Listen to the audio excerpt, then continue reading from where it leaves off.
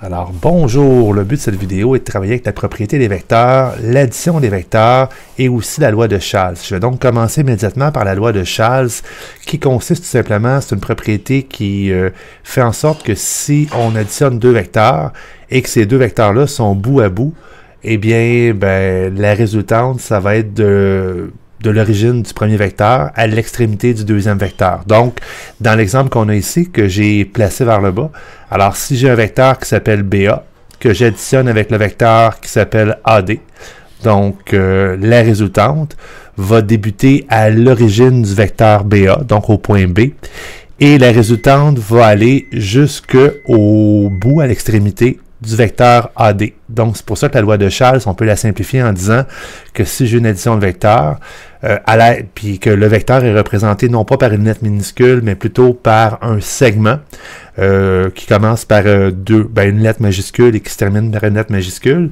je peux dire sans aucun doute que si, par exemple, ici, j'ai BA plus AD et que le A est commun dans les deux cas, donc c'est le cas qui est ici, le A est commun comme étant l'extrémité du premier vecteur et l'origine du deuxième vecteur, automatiquement, je peux faire en sorte que je barre l'extrémité et l'origine du premier et du deuxième vecteur pour avoir la résultante qui va être BD. Donc, à l'aide de cette propriété-là et à l'aide du fait que dans certaines figures géométriques, comme par exemple ici, je me trouve à avoir un prisme à base rectangulaire où ce que les côtés sont parallèles entre eux, 2 à 2.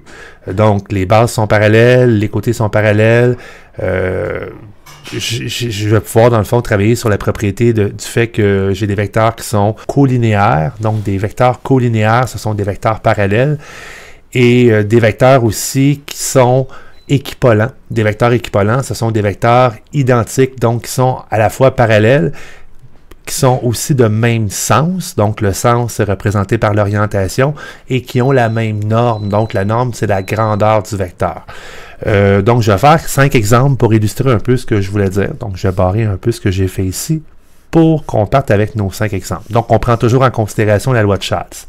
Alors mon premier exemple, je prends le vecteur, puis je vais les dessiner au fur et à mesure. Donc le vecteur FE, qui est ici, si je l'additionne au vecteur EH, j'applique directement la loi de Chasles, donc ma résultante va être le vecteur FH. Donc, c'est tout simplement une application directe de la loi de Chasles. Deuxième exemple, si je prends le vecteur AD, donc je vais dessiner le vecteur AD, et je l'additionne au vecteur GF. Donc, on constate immédiatement que AD et GF ne sont pas bout à bout. Je pourrais les placer bout à bout, mais je me rends compte que ce sont deux vecteurs qui sont opposés. Donc, des vecteurs opposés, ce sont des vecteurs qui ne sont pas de même sens, donc qui n'ont pas la même orientation, mais qui sont parallèles. Et les deux vecteurs sont aussi de même grandeur, donc de même norme. Alors, le vecteur AD additionné au vecteur GF, étant donné qu'ils sont opposés, mais de même norme, ils s'annulent, donc donne comme résultante le vecteur nul, que j'écris comme étant 1, 0 avec une flèche par-dessus. Troisième question, on me demande 2 fois le vecteur BA, donc 2 fois le vecteur BA. Alors, j'ai le vecteur BA qui est ici, je redessine le vecteur BA. Soustrait. Donc, quand on fait une soustraction de vecteurs, en fait, on additionne l'opposé. Donc, je vais avoir tendance à marquer additionner à l'opposé du vecteur CD. Là, tu vas dire, ouais, mais c'est la même affaire. Ben non, parce que l'opposé du vecteur CD, en fait, c'est le vecteur DC. Alors, c'est comme si j'additionnais 2 fois BA au vecteur DC que je vais dessiner ici. Et là, on se rend compte que DC et BA sont opposés.